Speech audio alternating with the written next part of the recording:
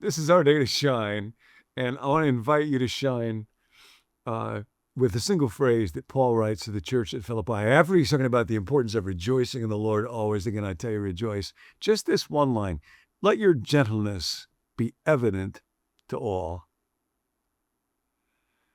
And I'm wondering how that's going for you. The reason I was kind of laughing as I began these words is there are two dogs outside my office door. One was just going after the other one, digging up the yard, making ridiculous levels of noise. And I was going at them and having to instruct them quite severely to be quiet and then think about gentleness. So I want to say about a word about this notion of gentleness. What does Paul mean by it? Talk about what that looks like in a human life. Why do we admire it deeply? Why was it so true of Jesus that he would say, "Come to me if you labor and heavy laden, take my yoke, for I am gentle." Often we confuse it with weakness in our world. It is not, and in fact, gentleness is deeply transformative.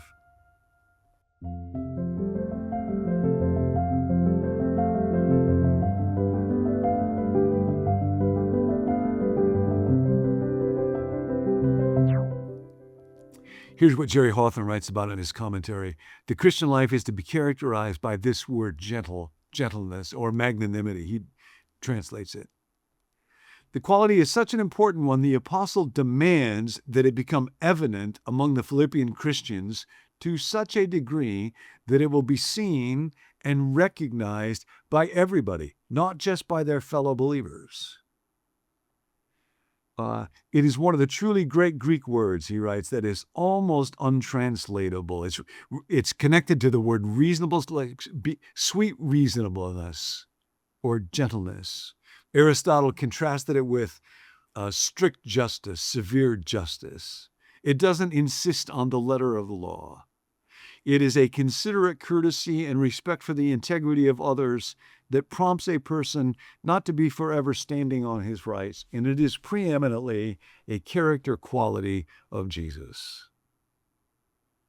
And it deeply moves us when we see it, even in literary characters like Sam and Frodo in The Lord of the Rings, or a character Joe in a great Dickens novel, who is this very humble parent figure, or in the book To Kill a Mockingbird, Atticus Finch. And the little child that narrates this book says this about Atticus because it looks like weakness at first. Atticus was feeble. He was nearly 50. When Gemini asked him why he was so old, he said he got started late as a parent, which we reflected upon his abilities and manliness. He was much older than the parents of our school contemporaries, and there was nothing Gemini could say about him when our classmates said, "My father." Our father didn't do anything. Worked in an office, not a drugstore, didn't drive a dump truck for the county, wasn't the sheriff, didn't farm, didn't work in a garage, didn't do anything that could possibly arouse the admiration of anybody. Didn't do the things our schoolmates' fathers did. Never went hunting, didn't play poker or fish or drink or smoke, sat in the living room and read. When the kids got air rifles, he wouldn't even show them how to shoot. He said to Jim one day, "I'd rather you shot at tin cans in the backyard. I know you'll go after birds, shoot at the blue jays if you want. But remember, it's a sin to kill a mockingbird." This was the only time I ever heard Atticus say it was a sin to do something. And I asked Miss Maudie about it. "Your father's right," she said. "Mockingbirds don't do one thing but make music for us to enjoy. They don't eat up people's gardens or nest in corn cribs. Don't do one thing but sing their hearts out for us. That's why it's a sin to kill a mockingbird." And it's interesting with Atticus Finch, who became one of the most beloved characters in 20th century literature. He was a great shot. He ends up shooting a rabid dog. The kids are stunned to find out he's the best shot in the county, but he never uses that to impress anybody. He's brilliant. He's a lawyer, but he uses that to defend a man who, in that racist society, nobody else is going to defend. He's one of the great moral heroes in literature, but he never even talks about the word sin because he doesn't want to come across as self-righteous or moralistic or superior. deeply humble in his pursuit of moral beauty and moral goodness. Let your gentleness be evident to all. I'll give you a little picture of this. I have a little grandchild who, when they were 2 years old, they would put lotion. They would get lotion, and then they would want to put it on your face. And they would say, let me put lotion on your face. They'd be playing doctor. Now, if you want to experience gentleness, you have a little 2-year-old who loves you. Put lotion on your cheeks, and then you get something of the feel of it. There's a contrast for Paul. There's a cost when he talks about letting your gentleness be made known to all. What we might think of as the opposite of gentleness for Paul was, in other words, zeal. And I'll say a little bit about this. Tom Wright and others have written about the background for zeal and why it is such a crucial word for Paul, and how amazing it is that Paul, of all people, would say, let your gentleness be known to all.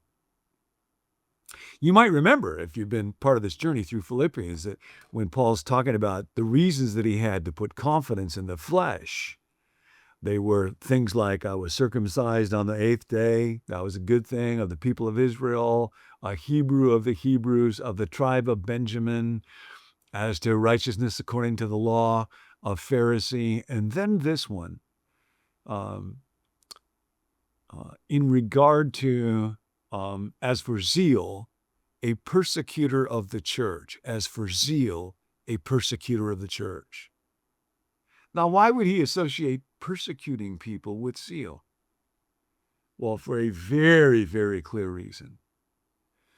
The notion of zeal was a loaded one for a young man like Paul, as he would have been growing up as a Pharisee 2,000 years ago. And its paradigmatic expression in the Old Testament was in the book of Numbers. You might remember there's a story that's almost a comical one, where Balak, son of the king of Moab, hires a diviner, Balaam, to curse Israel, and he tries to do it, but God won't let his donkey get through a passage, and he starts to beat it, and the donkey talks to him. You talking to me? Am I not your donkey that you've been riding all this time? Have I ever interfered with you before? And so Balaam ends up not cursing the people of Israel, and it's kind of a fun story that moves in a nice direction until we get to chapter 25, where when the Moabites aren't able to stop Israel by cursing them, some of the Moabite women get involved with the Israelite men, and the Israelite men are okay with that. And so that means adultery, infidelity. That means not just sexual immorality, but idolatry. And it's a horrible story. It's very dark. There's a plague. One Israelite man is so corrupt, is so brazen, that he brings a Midianite woman into his tent in front of Moses, in front of everybody. And it's hard for us to imagine what that would have communicated to people back then. But in the story, there's an Israelite man that takes a spear and runs it through that Israelite man and that Moabite woman. And then the plague stops. And the expression of the verse is, because that man was so zealous for the honor of God, that God in his zeal will not allow the plague to go further.